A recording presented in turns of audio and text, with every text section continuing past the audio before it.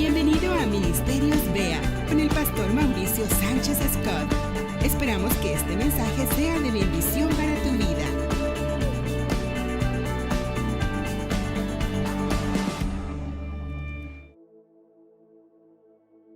Alguna vez leí que un animal nunca será más peligroso que cuando se siente herido o acorralado.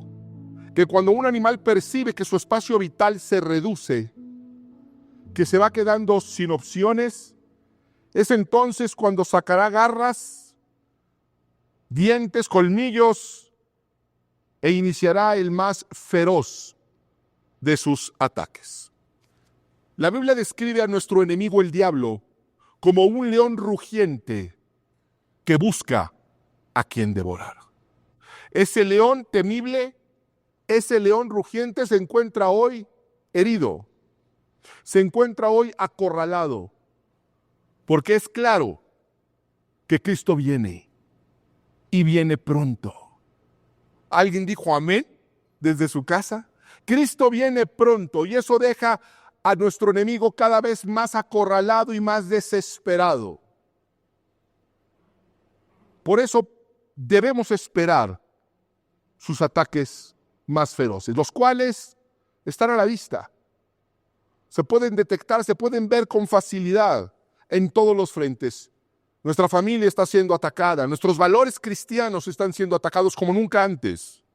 Los matrimonios, nuestra iglesia, los jóvenes, nuestros niños. Cuando un depredador busca a su presa, atacará al que se encuentra aislado. Inevitablemente elegirá al que está separado del grupo, solo. Mientras la manada se mantenga unida, la manada estará segura. Cuando un ave quiere evitar a los buitres, se mantiene como parte de la parvada. Si un pez quiere evitar el ataque de los tiburones, será parte del cardumen. Si nosotros queremos evitar el ataque del lobo, debemos de permanecer dentro del rebaño. Cuando empezó esta pandemia, mi esposa y yo tomamos medidas para que nuestra congregación no quedara aislada. Porque entendimos desde el primer día, desde el primer momento, el peligro espiritual que esto representa para aquellos que se quedan alienados, separados y solos. Y hemos tenido que pelear a lo largo de tantos meses por la unidad, para mantener al rebaño unido. Desde el primer día implementamos estudios bíblicos todos los días, actividades todos los días, con ese propósito. Mantenernos unidos en la palabra en tiempos tan complicados, tan difíciles. Crisis económica, crisis sanitaria, crisis de seguridad, depresión, aislamiento. El rebaño debe de mantenerse unido. Y hemos tenido actividades todos los días. No solamente actividades para la iglesia general, para jóvenes, para matrimonios, para niños. Es un milagro lo que Dios ha hecho en nuestra congregación. Podemos ver la mano del buen pastor, nuestro Señor Jesucristo, actuando al favor de su iglesia para que no desvariemos, para que no nos descarriemos. Y hemos tenido que enfrentar falsas doctrinas y ataques sistemáticos de parte del enemigo para confundir y separar a la grey de Cristo. Para dividirla, porque la división, el aislamiento es la estrategia del diablo. Es la estrategia de Satanás para debilitarnos espiritualmente. Estamos viendo los estragos económicos, los estragos emocionales en una sociedad que fue obligada por un virus a aislarse.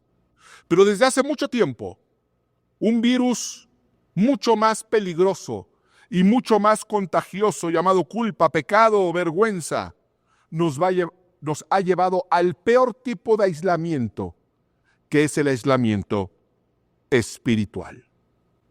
Vamos a la Escritura, Eclesiastés capítulo 4, verso 12, una porción muy conocida de la Biblia que me voy a permitir leerle en la Nueva Traducción Viviente. Alguien que está solo puede ser atacado y vencido, pero si son dos, se ponen de espalda con espalda y vencen. Mejor todavía si son tres, porque una cuerda triple no se corta fácilmente. Yo quiero preguntarte hoy, ¿cuánto tiempo llevas peleando esa batalla solo? ¿Cuánto tiempo llevas en esa pelea sola? Perdiendo todos los días terreno ante el diablo. Porque la culpa, la vergüenza, la soberbia o tus prejuicios te impiden pedir ayuda y te has mantenido a cierta distancia del rebaño. Porque si ese es tu caso, te conviertes a ti mismo en una presa del enemigo. La oración más extensa y la última antes de ir a la cruz de nuestro Señor Jesucristo, quedó constancia de ella en Juan, en el Evangelio de Juan capítulo 17. Es la oración más extensa que hay de él registrada. Y la última, antes de ir a pagar con su sangre por nuestros pecados y redimirnos con el Padre. Y fíjate cuál era la preocupación que tenía el maestro, que iba a enfrentar un dolor insoportable, una situación inimaginable. Y mira nada más la oración que levantó. Juan 17 del versículo 11 en adelante, por favor. Ya no voy a estar por más tiempo en el mundo, pero ellos están todavía en el mundo y yo vuelvo a ti. Padre Santo, protégelos con el poder de tu nombre, el nombre que me diste, para que sean uno, lo mismo que nosotros. La preocupación de Jesús en el Getsemaní eran sus discípulos y la unidad entre sus discípulos. Y le pide al Padre: Padre, yo te ruego que con el poder de tu nombre actúes para que sean uno. De la misma manera en la que tú y yo y el Espíritu Santo somos uno. Mientras estaba con ellos, los protegía y los preservaba mediante el nombre que me diste. Y ninguno se perdió, sino aquel que nació para perderse, Judas, a fin de que se cumpliera la Escritura. Ahora vuelvo a ti, pero digo estas cosas mientras todavía estoy en el mundo, para que tengan mi alegría en plenitud. Cristo quiere que tengamos alegría en plenitud. Yo les he entregado tu palabra, y el mundo los ha odiado porque no son del mundo, como tampoco yo soy del mundo. No te pido que los quites del mundo, sino que los protejas del maligno. Ellos no son del mundo, como tampoco lo soy yo. Santifícalos en la verdad. Tu palabra es la verdad. Como tú me enviaste al mundo, yo los envío también al mundo, y por ellos me santifico a mí mismo, para que también ellos sean santificados en la verdad. Verso 20. Porque esto me conmueve. Yo estoy seguro que te va a conmover a ti. Porque si pensabas que Jesús se preocupaba únicamente por sus discípulos, fíjate el impresionante verso 20. No ruego solo por estos, ruego también por los que han de creer en mí por el mensaje de ellos, para que todos sean uno. Está orando por ti, está orando por mí, está diciendo, y no solamente oro por los 12, sino por todos los que van a creer por la palabra de ellos. Yo no sé cómo llegaste tú a Cristo, pero alguien te compartió la palabra. Y a esa persona alguien le compartió la palabra. Y si pudiéramos seguir esa línea, ¿sabes dónde terminaríamos? Con uno de los 12. Y Jesús está diciendo, no solamente oro por ellos, sino por todos los que van a creer en mí por causa del Evangelio que inicia con estos 12 discípulos. Pero dice, para que todos sean uno. Padre, así como tú estás en mí, yo en ti, permite que ellos también estén en nosotros, para que el mundo crea que tú me has enviado. Yo les he dado la gloria que me diste, para que sean uno, lo vuelvo a repetir, así como nosotros somos uno. Verso 23, yo en ellos y tú en mí, permite que alcancen la perfección en la unidad, y así el mundo reconozca que tú me enviaste y que los has amado a ellos tal como me has amado a mí. La perfección se encuentra en la unidad. Nosotros vamos a ser perfeccionados en relación a nuestra capacidad de ser parte de un rebaño unido, unánime, no solamente junto, sino unido y unánime. Porque lo que es de Dios, Dios lo une, lo convierte en un solo cuerpo, con un solo espíritu. Lo que cae en manos y en las garras del diablo, iba a decir manos, pero no tiene manos, tiene garras. Lo que traen las garras cochinas del diablo se divide. Y podemos ver la obra del maligno desde Adán y Eva, división.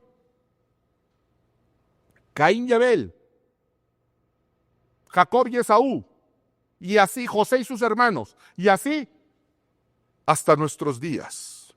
Bautistas, metodistas, pentecostales, católicos. Hubo un tiempo donde la iglesia era una. Qué diferentes somos a la iglesia de Hechos.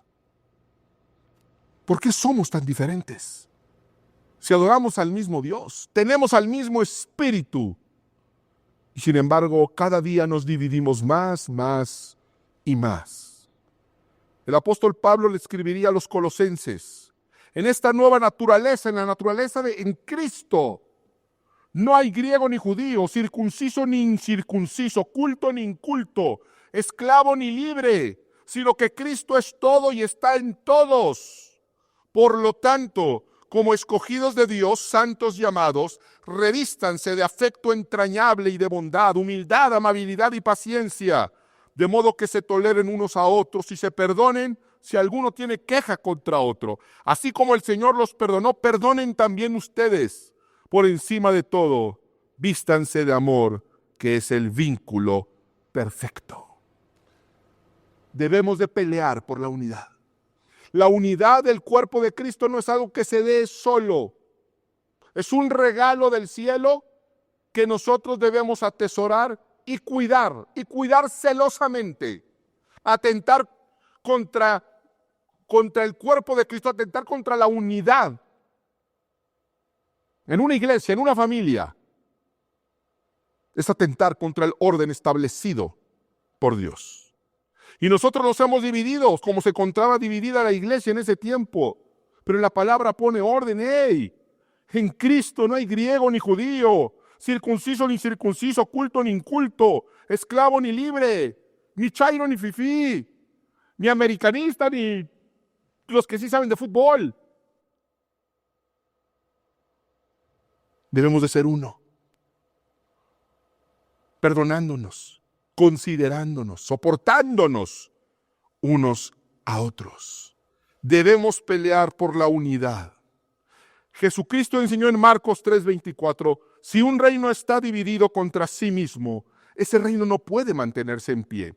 Y si una familia está dividida contra sí misma, esa familia no puede mantenerse en pie.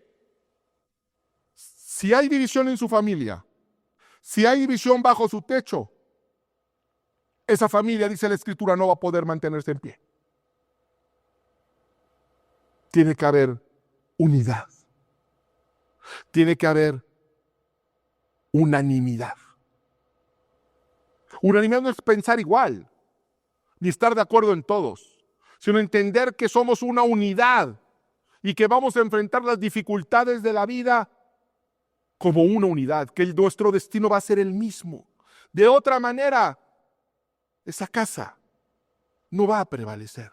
Y si tu familia no puede prevalecer, la iglesia no puede prevalecer, porque la iglesia se conforma de familias. Nosotros nos hemos preocupado por conservar la unidad en esta iglesia, pero tú debes de ocuparte de conservar la unidad en tu casa. Porque de la unidad depende mucho más de lo que tú te imaginas, del ponerte de acuerdo y decir vamos juntos en esta dirección. Depende el destino espiritual, no solamente de tu vida, sino de tu casa y de tu generación.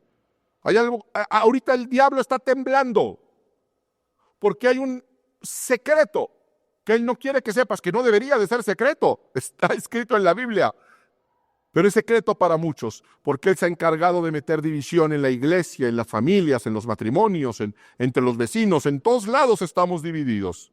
Mateo 18, del 19 al 20. Además les digo que si dos de ustedes en la tierra se ponen de acuerdo sobre cualquier cosa que pidan, les será concedida por mi Padre que está en el cielo. Porque donde dos o tres se reúnen en mi nombre, allí estoy yo en medio de ellos. Esta es palabra de Dios. Y nuestro Señor dijo que si nos ponemos de acuerdo, ese es el poder que hay en el acuerdo, el poder del acuerdo. Si nos ponemos de acuerdo los hijos de Dios aquí en la tierra sobre cualquier cosa que pidan, dice, les será concedido por mi Padre que está en el cielo. Porque donde dos o tres se reúnen conmigo, siendo el centro, ahí estará mi presencia y mi manifestación. Puede ser que usted no esté de acuerdo con su esposo o con sus hermanos en la fe de sus preferencias políticas o de cómo maneja quizás su marido el dinero o de cómo piensa su esposa, pero quizás se pongan de acuerdo en que esa casa necesita paz, que hace falta tranquilidad, menos violencia, sanidad, restauración, perdón, unidad. Entender que si les va mal a los dos. Y que es sabio y sensato ponerse de acuerdo para no dar lugar al diablo y recibir las bendiciones de Dios. Porque en la unidad hay un poder tremendo.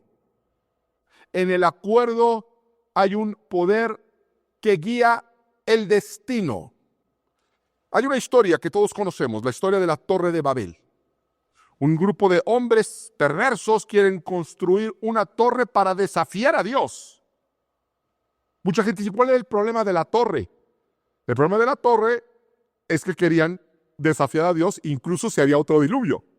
Llegar tan alto hasta los cielos y decir y no tener que ser dispersados si no queremos, o sea, desafiar la soberanía de Dios. Conocemos la historia, pero quizás no conocemos un detalle tremendo que se revela de la misma boca de Dios. Génesis capítulo 11. Vamos al libro de los inicios. Génesis capítulo 11, verso 1 en adelante. En ese entonces se hablaba un solo idioma en toda la tierra. Al emigrar al oriente, la gente encontró una llanura en la región de Sinar y ahí se asentaron. Un día se dijeron unos a otros, vamos a hacer ladrillos y a coserlos al fuego. Fue así como usaron ladrillos en vez de piedras y asfalto en vez de mezcla. Luego dijeron, construyamos una ciudad con una torre que llegue hasta el cielo. De ese modo nos haremos famosos y evitaremos ser dispersados por toda la tierra. Pero el Señor bajó para observar la ciudad y la torre que los hombres estaban construyendo y se dijo, es algo que Dios se dijo a sí mismo, todos forman un solo pueblo y hablan un solo idioma. Esto es solo el comienzo de sus obras y todo lo que se propongan lo podrán lograr. Dios mismo nos deja saber que donde hay un acuerdo, aún para el mal, esto era para algo malo, dice, ya se pusieron de acuerdo. Y como hablan el mismo idioma y tienen la misma idea, ahora lo que se propongan lo van a lograr. ¿Qué fue lo que hizo Dios? Los confundió con diferentes idiomas y los dividió. ¿Y sabes qué? Yo estoy seguro que Satanás, que era quien estaba atrás de esa soberbia y que estaba atrás de ese proyecto, observó y dijo, ¡oh! La división funciona.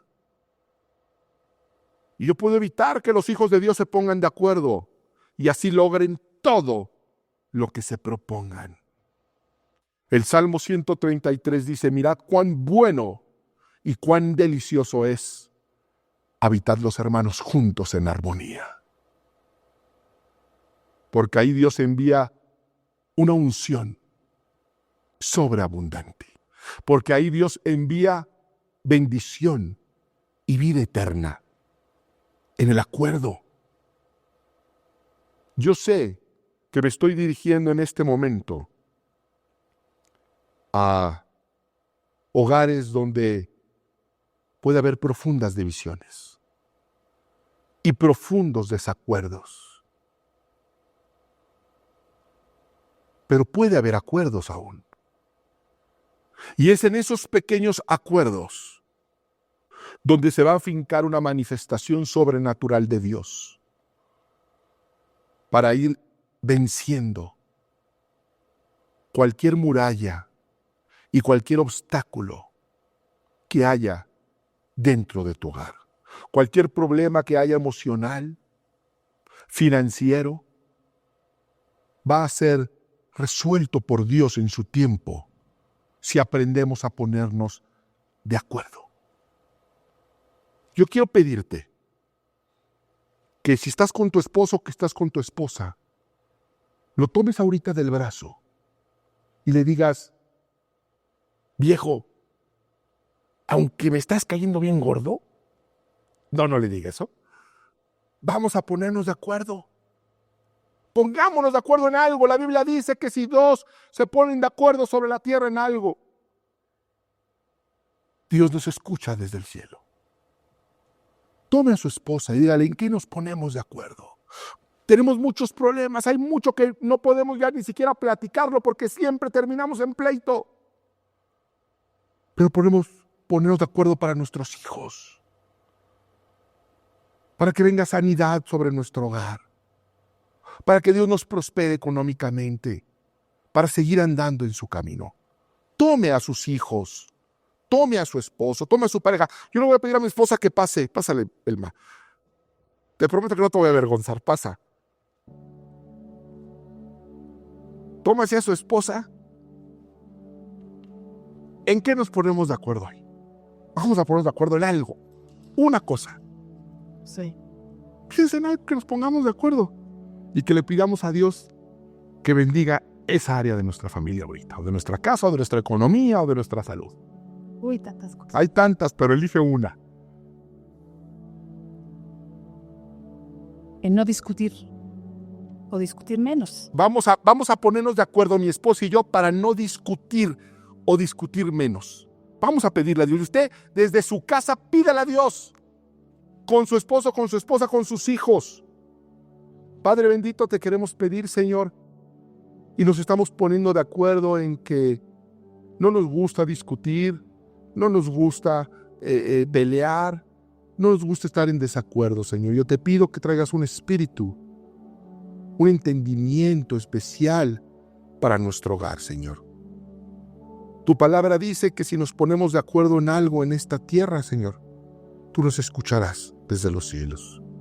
Te pedimos por nuestro matrimonio y te pedimos por todos los matrimonios que nos están escuchando, Señor. Trae reconciliación, Señor. Bendícenos, auxílianos, asístenos. Que el vínculo perfecto del amor nos establezca en el precioso nombre de Cristo. Amén. Amén. Gracias, mi amor. Termino